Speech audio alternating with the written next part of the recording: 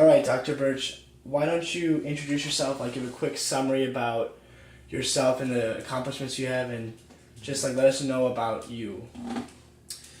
Okay, I'll start with my adult life. I went into the Air Force in 1986 as a way to kind of get my career started, to get myself into something that was valuable and where I could get an education. And so it was in Hawaii, my first duty station, where I became a Christian. And of course that changes everything in my life. I went from maybe being a career officer or NCO in the Air Force to going fully committed towards ministry. So I started ministering in the Air Force in Hawaii. I had led a singles ministry and shifted my degree program a little bit to get a minor in biblical studies. Then I left Hawaii and I went to California. That would be my final duty station in Northern California. And I continued there to be in ministry. I was essentially a singles pastor there, even though I wasn't officially a pastor. That was my role I was doing for the chaplain. And it was at that time that I finished up my bachelor's degree. And then I started work on a master's at Fuller Seminary, Master's of Divinity, to prepare for ministry. So by the time I got out of the Air Force, I had signed up to go to Golden Gate Baptist Theological Seminary in San Francisco. And so I ended up going there, and when I got there, I also got a job as a youth pastor at a church in the Bay Area. And so just to finish up the education, I would eventually finish that master's degree. And then I did a PhD in servant leadership and with an emphasis on education. And that took me through the end of my formal education. So to go back to the youth pastor position, that's really where I started doing missions. And it was just something that's part of me. I'm convinced that God put it in there because I was always doing it, always wanted to do it. There was never a doubt in my mind that I had to get kids in cars, in buses, in planes, and get them away from their home environment and go out to do good works, share the gospel, and minister in the ways that the students were gifted to do. That's always been a philosophy of mine in missions, is you look and see what your students are good at, what they're gifted at, and let them do that. Even design an entire emphasis around them. For example, you are great at sports, so we go to these places and you just hang out with the kids and play sports and have fun with them. When I was at that church as a youth minister, we had actors. So we put together a traveling drama team that went on missions. It was called Sacrificial Evidence. And they just did their own skits, and we ministered in churches through skits. And we had people who loved worship, so we emphasized worship on the trips. So that's a real important philosophy for me, is that. While I was at that church, I met my wife, Holly, and we got married in November 7th of 1998, and we adopted 2 children first. Well, first we were foster parents, then we adopted 2 children, Devontae and Ashley. Then we moved from California to New York, and that's when my wife got pregnant with my son Jackson, who's now 9, and my son Sam, who is 7. And we came back to New York. I was a full-time pastor at the church. Then I started being a part-time pastor at a church plant, and I split my time at the Charles Finney School, where I was hired to be a history teacher. And then I taught history there for 7 years, then I taught Bible for 2 years, and now I'm the development director or the chief fundraiser for the school. And I still lead Project Compassion, and I also teach a class on servant leadership. So that's kind of where I am right now. You said that you moved from San Francisco, California, all the way to Rochester, New York. Was there any particular piece, was there any particular thing that encouraged that move, or just was it work? Like, what brought you to New York? Well, it's kind of the thing that often leads Christians. Two things: you have the sense of God telling you something, and then you have all these circumstantial evidence that says you should do the same thing. So, for example, we were living in one of the most expensive areas in the United States, extremely expensive, and I was being paid a reasonable salary and working part-time at a Christian school, and there was no opportunity for us to ever be able to buy a home to really settle in there. So that was a sign. The other sign, which was more important, was that my wife really wanted a change. She spent her whole life in California, and she wanted to get out of California and try something new. And since I had lived in this area right here, Rochester, New York area, for maybe 7 or 8 years of my life, we decided to come here to Rochester. And I got a job before we left California as a pastor in Rochester. And so I think those were the things that really made the move happen. So a big part of this interview is about Project Compassion, because that's influenced so many people, and I want to go back to the roots of that, and I want to know, how did you come to make Project Compassion? What inspired you to start this group? And what problems and successes did you first run into? Well, it starts out with a quotation from John Dewey, a legendary philosopher, American philosopher, and who wrote a lot about education. One of the things that he said about teaching history specifically, which I was doing, which I discovered this quote in my doctoral work, he said, and this is paraphrasing, he said that if in order for your history class not to become boring and irrelevant, you have to inject or introduce the students into the flow of history around you. They have to become a part of the history wherein they live and learn. And so that right there is the primary philosophical reason for the starting of Project Compassion, to get my students not just sitting in a classroom learning about history, but getting out there and making history. Getting out there and making history in Jesus' name. So, it was the summertime of 2012, and I was pondering all of these things for multiple years. And then I remember in the summer, my wife and I were just at the house here, and I know that our school, the Charles Finney School, has 4 core values. One of them is compassion. So then I just put the two together. The desire to make an impact while you are in school through history, and our core value of compassion. So I said, I want to start Project Compassion, which means when we were studying a certain part of the world, like say Africa, we would try to make an impact in Africa. If we were studying America, and so on. And so I went to the president of the school and I said, hey, I want to start Project Compassion. And the president of the school, his name is Michael Van Leeuwen, he said, well, yeah, as long as you're doing this stuff after school or in study halls, go for it. So we just launched out in Project Compassion in simple ways. We, for example, writing letters to pastors in Africa, sending pencils to Africa, doing stuff around Rochester, doing fundraisers to bless people in other parts of the world. And that was how it got started. It was very exciting to see that. It was certainly something that was very manageable. The primary means of getting that going were to gather after school in the library.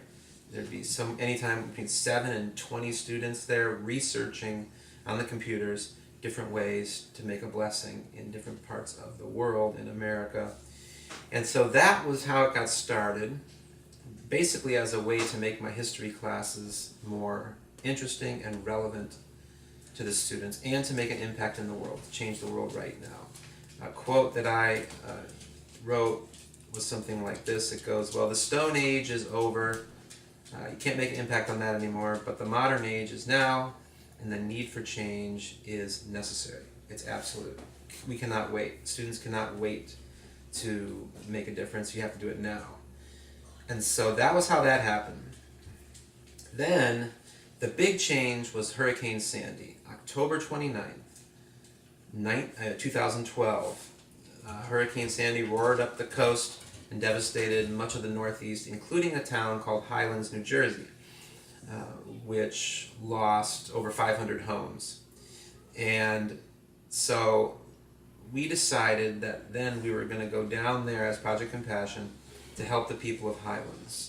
This was in like Veterans Day of November 2012. We showed up, the whole town was completely destroyed. The houses were standing, but everything in the houses on the first floor was all gone. And so then we just met our point of contact there, who was on the city council. Her name was Tara Ryan. And she started coordinating for us to come down there and come back and keep blessing the people with furniture, with money, with other gifts, anything they needed. And just this last year, we went down for our 14th time to the same town.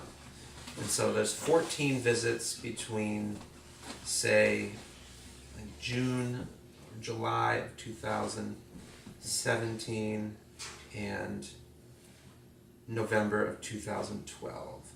And so that launched it right there. So when you mention what kind of successes and problems, the success of this was just an incredible impact on the school. For our first trip to Highlands, we had 11 people, 9 students and 2 parents. And here we are serving in a disaster area, helping people, traveling throughout the night, doing it all over a short weekend. And then one of the things that's crucial to this particular ministry, Project Compassion, is you might say it's the oral history, something we're sort of doing right here. It's an oral video history. So right from the very start, we have made films from almost all of our trips. We show those films in chapel, and that helps to galvanize support for missions. And as you know, we've had teams in Highlands of over 30 people, including chaperones. So the enthusiasm. I just returned 3 days ago from Haiti. We had 22 people on a trip to Haiti. And so that's one aspect of it too, is that the use of video, the use of film, which we can put on the internet and share with people all over, has been very powerful. The challenges getting started were basically that I had to learn almost all of this from scratch. I mean, I had done a lot of missions before, but don't think I had ever done any disaster relief missions. So here we are going down into a place that was destroyed by a hurricane, and then the following year we drive to Illinois to a town that was completely destroyed by a tornado, and not a town, a housing development. Completely destroyed, almost nothing left here, hardly anything at all. And we've also been in situations with flood relief. And so there's all kinds of safety issues here that are going on that I had to learn. You know, what can you do and can't you do? You show up, you drive all the way somewhere, and there's signs there that say you can't enter to help. What do you do? You know, and so those were challenges, just my learning curve, which is still happening all the time. And God is just gracious to make sure that I avoid some really serious mistakes that could, put us into some threatening situations or some dangerous situations. And we have been in dangerous situations, but that wasn't intentional. And so one of the things I've had to learn how to do is I have had to learn how to deal with tremendous stress related to protecting the safety of these students. I mean, right now we're at something around the area of 260 or 270 students and parents who have served in Project Compassion since we started. And many of those, of course, have been on multiple trips. And so I have had to learn how to deal with significant stress and yet at the same time continue to seek the Lord for the continuance of the ministry. There's many examples of that, but I think that answers that question you gave me. That's amazing how it went from such a small group of students to such a widely known group whose impact first started just in Russia, now it's expanding all the way to Haiti and Africa and Mexico. And we leave for Africa in 2 months. Wow. So With you've done a total of 1,146 acts of compassion now. mhm. Would you consider the the first Highlands, New Jersey trip to be really the major turning point from doing small acts of compassion to doing these large scale trips to help other people? Definitely, that was the change. I mean, we went from selling cookies and brownies in the class and just passing around a bucket to collect money and sending out small checks to organizations and other acts of compassion to, renting moving vans and going all over Rochester, collecting furniture, collecting all this stuff, having people donate money, beds. It became something that was a major operation. So you said that, and you said, and I know that Project Compassion has gone on many international mission trips, with Malawi, Africa being the first. Could you just tell, this would be uncharted territory, with back then when you were just doing the trips to New Jersey and just the States. With going all the way to Africa, what are some problems how did you solve those problems that you ran into throughout that trip and leading up to that trip? Well, the lead up to that trip was me feeling God wanted us to become an international ministry.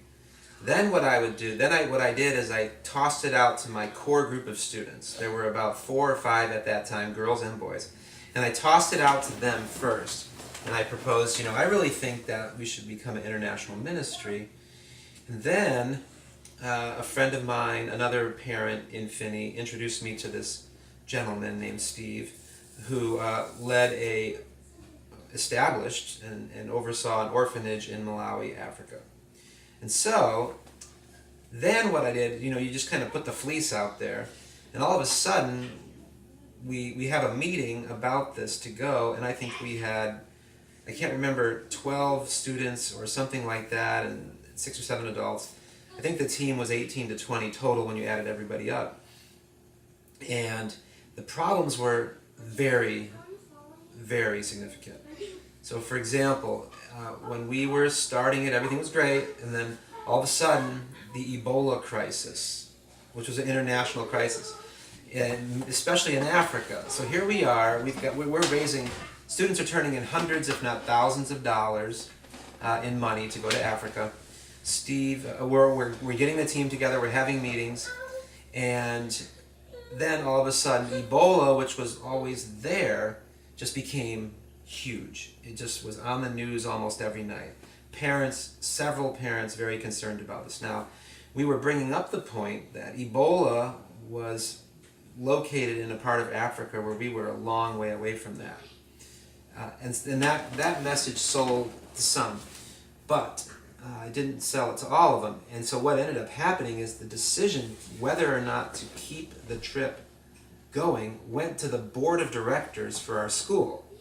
It actually became something that it started as the president saying, okay, this is good, to the board. And we had a board vote. We had parents talking to board members and leaders in the hallway. And so eventually the board said, yes, we agree, we support this trip. And so that was very stressful. And then we said we didn't lose a single person from the team related to the Ebola. Now, as another stressor, we had to deal with another issue that we had that was extremely stressful to me, and that was the removing of a person from the team in mid-flow. And that was I was very close to this particular person. That was very painful as well to have to deal with that. And so I think those were the 2 major stressors. And again, having this learning curve, this massive learning curve of getting all these shots, getting mosquito nets, taking malaria medicine. It was all a huge learning curve, a lot of anxiety in there, but also we were just on fire back then. I mean, we were just really going and going, and so the enthusiasm for missions, the enthusiasm to go to Malawi, was so strong that really helped to balance out the tension, you know. And so that was so I think the Malawi trip really, again, was kind of like the second major shift. The first major shift would be the Highlands, which turned us into a disaster relief ministry. And the second major shift was Malawi. And since then, as you pointed out, we've been to Malawi, Mexico, and Haiti, orphanages in all three of those countries. We've been to Malawi once, getting ready to go back again. Been to Haiti twice, and Mexico twice. Wow. So going to orphanages in Haiti and Mexico and Malawi, it's obvious that you need to have outside connections to people who own those orphanages. With Malawi, I know it was Hesed International Missions. How do you, focusing on Malawi, with being such a young missions group at that time, how do you develop those relationships? Well, fortunately, in our school, there was a lady who was connected to the director of Hesed, just because she had gone before. And she was hearing about what Project Compassion was doing in the school. Her kids were, one of the children that she has 4. One of them was old enough to start attending Project Compassion things, but the others were a lot younger. But she was hearing about it in the school newsletter and etc. And then our admissions director, and this is the amazing way God works, our admissions director said, Peter, you need to contact this lady. Her name's Nicole. You need to contact Nicole. So I contacted her, and then we met and talked about Project Compassion. She said, I need to introduce you to Steve. And so that's how I met Steve. We had lunch at a local golf course. And I was pretty much convinced. In fact, I said right at that table there, right at the table, I said, we're ready to go. If the president of the school signs off, we're ready to go. So, like you said, I know you just got back from Haiti, from your second mission trip there. Could you just give a quick summary about how that went, and just let us know what you thought about that trip? Well, this trip here was a terrific trip. We had 22 people, 18 students. So it just starts out, you know, these trips all go sometimes in different ways. It's very unusual, but this one was no exception. So we right off the bat, we had to do some challenging things. We weren't able to fly out of Rochester, New York, where we live, because the tickets were $150 to $200 more per person. So we flew out of Syracuse, which is 90 miles away. Then we realized that we have to be at the airport at 4:15 or 4:30 in the morning. So we actually leave school. We leave after school. We caravan to an airport. To a hotel right next to the airport. So that was kind of fun. We get up early. We get over to the airport. We get on the plane. We fly to Atlanta. We switch, and then we're in Port-au-Prince, where we're going to take a bus across the whole northern half of the country, from almost like the middle of the island up to the ocean in the northwest. The year before, we took a plane, multiple planes, to go across. And that was a lot of fun and an adventure as well. This one started out, so we get in this bus and we just start driving across. It had been raining a lot. It wasn't raining that day. And then we come up to this area where there was a lot of mud, and there was one vehicle that was tipped over. And so we slowed down there, and then they cleared us enough stuff out of the way, and then it was time for us to go around. But the truck had kicked up mounds of mud. So as our bus, which was a nice bus, like a charter bus, we start going around, and we just all of a sudden hear, this terrible sound. What had happened is that the mud had gone up into the fan that's part of the radiator or something like that, and it clogged up the fan. So our bus driver and his 2 assistants, which it was great to have 3 people there from that safety perspective, they're under the bus. A couple of them are under the bus, and they're digging out the mud, and I go out there and I see what's going on. And we fire it up again.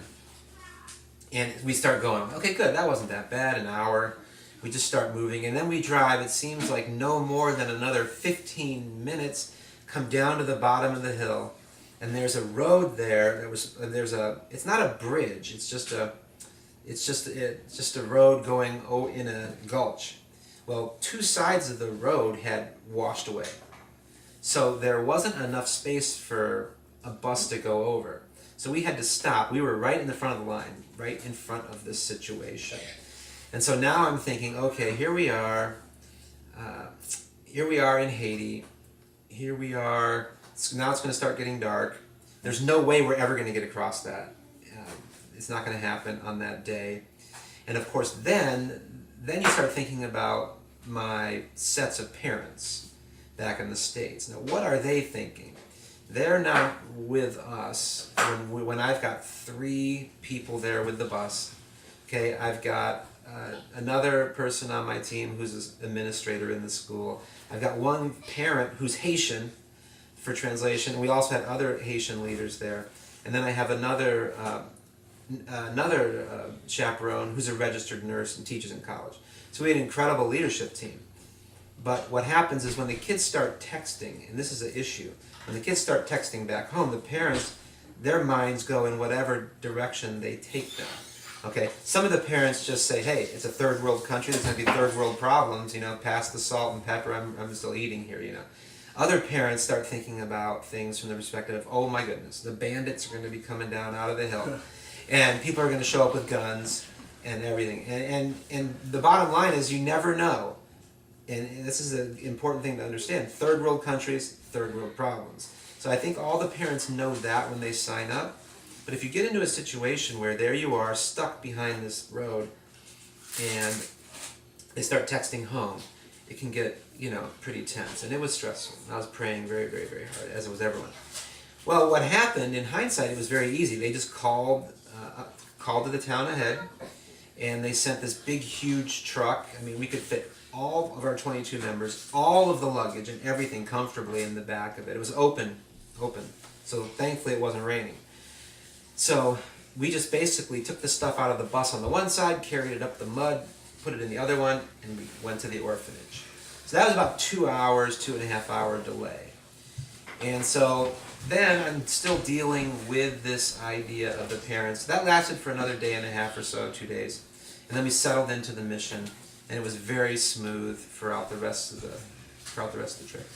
So I can't even remember what your initial question was, but I think I probably answered it. I hope. Yeah. What was it like being with the kids again? Mm-hmm. Like how did you did really well explaining the traveling, but I also want to know how the actual orphanage was. Right. So I can personally multiply this in 3 different ways. So I'll just mention quickly that. So I've been to Malawi twice, and I'm about to go the 3rd time. Been to Mexico. I've been to that orphanage actually probably 7 times going back to when I was in California. So I knew that there. And then Haiti now twice. So each one I've been to multiple times. So it all kind of comes together in this point here, is that when you have a team of students who travel a long way, okay, to get somewhere, raise a lot of money, travel a long way, and you guys start to fall in love with the kids, play with them, have a great time, get to know them. There's always a few that you can focus on more, and you become really good friends with, and you really connect with them.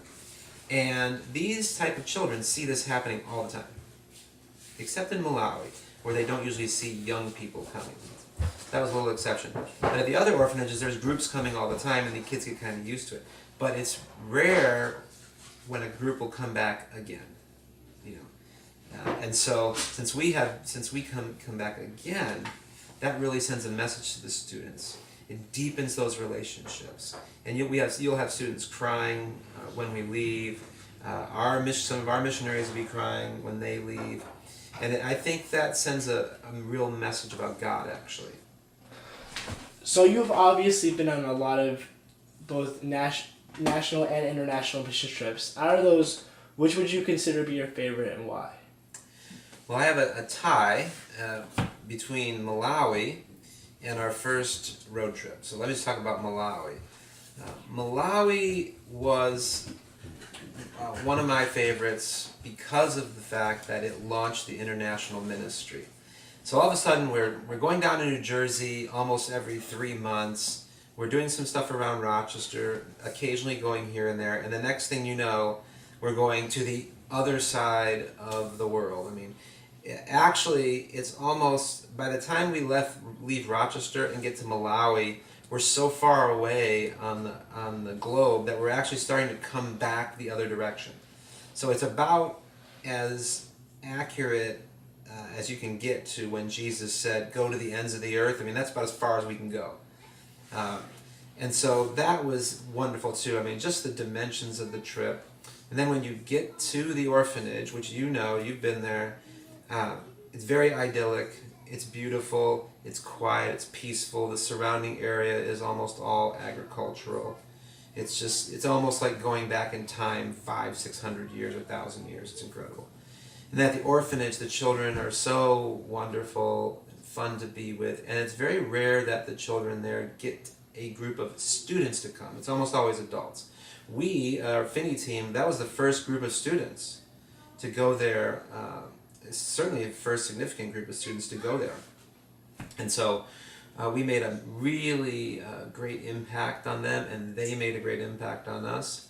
It was a beautiful situation, and it was just amazing. It was hard to believe that we were actually there. I remember looking down at the orange soil thinking, oh my goodness, I'm sitting here in Africa right now.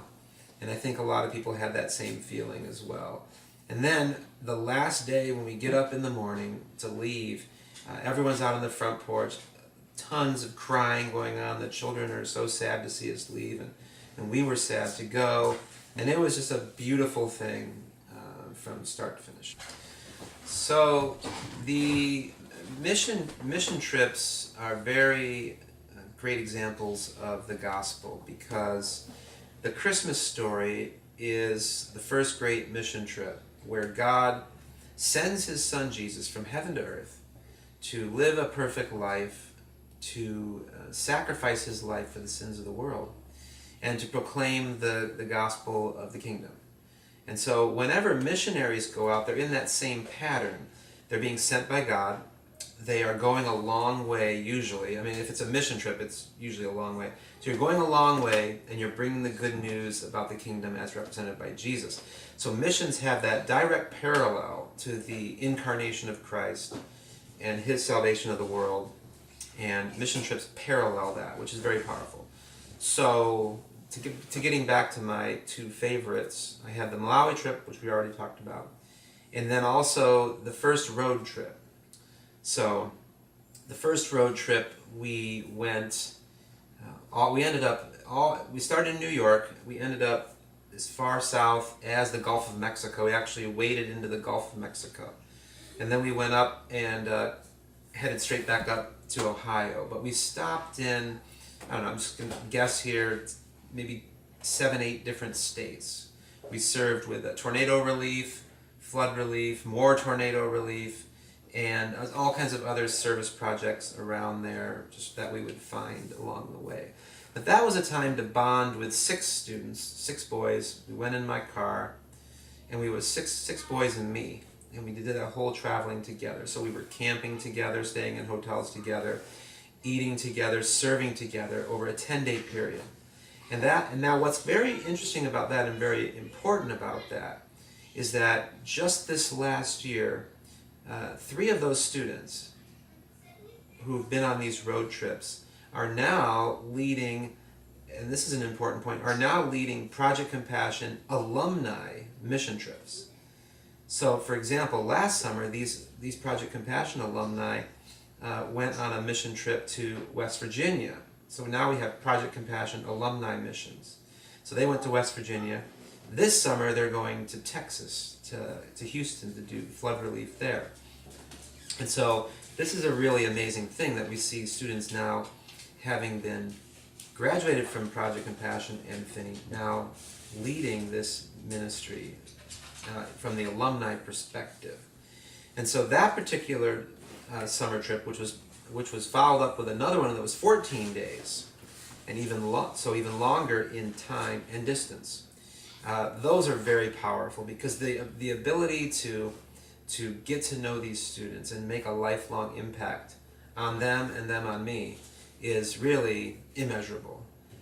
And so those are the two things. And we're actually preparing right now for our fourth actually, because last summer we did the 4 of the New England states on a mission. And this summer we're going down east coast of Florida, over to Alabama, Mississippi, and then back up here again on a mission trip of serving again. And by that time, Lord willing, we will have served in every state east of the Mississippi River, and some to the west of the river as well. So, with all the trips you've been on, could you just give us a quick summary of the process of how to find these places and how you actually set up these trips you go on? Yeah, that's really a great process. I actually love the process, and if you just sat back and thought about it yourself, you would probably do the same thing. You basically just open up the map. You open up a map. Now you do it on the computer. It used to be an actual map. Our first road trip we had an actual map. But then you just see, okay, you want to drive this much time. So let's just say you want to drive 5 hours this day to get started. You say, well, what's over there 5 hours away? And then you just put a little X or star on the map, and then you do that for your whole road trip. You just put where you want to stop. Some days you want to have a shorter drive to get rest, some days longer, and so on. So you're just finding these places. The second thing you do then you start using your network of everyone's family and friends and coworkers and people in the school, and you find out basically where can we get a free meal and where can we get a free place to sleep. It's what it comes down to. Okay? And so then those become priorities. Now, for example, here's how cool God works. I'm on my way back from Haiti. I sit down in between this one gentleman here in the aisle seat. He's been to Haiti 27 times on service projects. Then there's me, and there's this other guy who's the youth minister at his church, and he's just a new youth minister. He's only been on the job less than a year. So I'm sitting here doing this youth ministry. So I start talking with him. He tells me where he lives, which is Western South Carolina. And so on our next mission trip, we're actually going to stop at his church and talk about Project Compassion and do a service project there. So here I am flying back from Haiti, meeting this youth minister, and then we're going to spend time at his church. So he'll let us sleep there for free, give us a meal, and we'll serve there. So basically, the first thing is you find out where you want to go, when you want to be there. Second is, who do we know? Who can help us make this happen? And then the third thing you have to do is you have to figure out how much money are you going to need to make this happen. And you want to give the students at least 6 months notice, if not more, to start raising the money. And so they raise the money. We also do fundraisers. I also turn it out to our network now. I think our Project Compassion mailing list it's over 400 people. And so we put that out there too, and we try to get gift cards for meals and other financial gifts to help us go on the trip. So that's basically how those trips come off. And then I could go on and on and on about safety issues and various other things as well that come up on those trips and other very stressful things. So that's one thing that you have to be willing to endure. You have to be willing to endure stress that comes from caring for other people's children. And it can be immense at times. Basically any dangerous situation you come into. I mean, I've tried to never intentionally put anyone in a dangerous situation or potentially dangerous, but we've certainly been there. And you just have to deal with that and realize that you just have to ride it out and then just keep praying and keep going. So to kind of pull this all together, what would you say to someone who wants to help make an impact on other people's lives, but doesn't know how to and doesn't want it to be too small? What would you kind of say to them to kind of encourage them to just do it? Well, first I would say, like you pointed out earlier, that started small, but in 5.5 years now, we've been on 28 mission trips and traveled over 65,000 miles. And so don't put any limits on what God can do. That's a very important point. So the corresponding point to that, however, is the slogan I came up with for the ministry, which is doing something is greater than doing nothing. That's something that people have to get a grip on. Even if you're just going over and helping the neighbor or going to the other side of the world, it's better to do something to help people than do nothing. So if you get that mindset in there, then you'll never lose heart, you'll never lose enthusiasm, because you know that at least I can do something. And so that's something that is very important to understand. And also, the more that you commit yourself to serving, the more that God will provide you the means for serving. It just keeps going and going and going. Like we started out with envelopes and prayers and pencils, and we still do those things. And yet it ends up being an international ministry where we've been in, I think, 18 states in 4 different countries. And I think, so it started out as believing that doing something is greater than nothing, has turned into what I think is probably the most remarkable student outreach in the United States through a school. I think it's got to be unparalleled in the country where you see the dimensions of what have happened, and to consider the fact that we're a school of only 380 students, pre-K to 12. To think that then you know that you shouldn't put any limits on what God. I'm sitting here right now. Right now that I'm back, we're preparing for a Project Compassion trip to the DC March for Life. In January, we're going to Newtown, Connecticut for a prayer mission over Christmas. We've got a trip to Malawi in February. We're going to be starting a 4th grade or a mission trip for a 4th grade class in April break, and then we've got the summer trip in the summer. So there's no limits on it, and it's just really to understand that God wants us to serve. I would encourage anyone, because some people make the mistake of saying, hey, we're saved by grace. It's just really what we believe about Jesus and what Jesus did about us that saves us. And that is true. Okay, that's true. However, that is the being saved, as it talks about in Ephesians 2, is we are saved unto good works. So I would encourage anyone to just do a word search through the New Testament on good works, serving, and you will see that I think that anyone that would do that would realize they immensely underestimated the importance of good works to our faith as Christians and to our life as a Christian. It's very, very, very important to have good works. There's a verse in the New Testament that says this: just as the body is dead without the spirit, so faith is dead without good works. And so that's a very powerful analogy for us. So I think that would be the way I'd answer that question. Wow. Thank you so much for sharing your experiences with Project Compassion, and I'm sure it'll impact a lot of people. Just this interview will impact a lot of people, and I look forward to seeing what other great things you do through Project Compassion in the school. And just thank you so much again. You're welcome.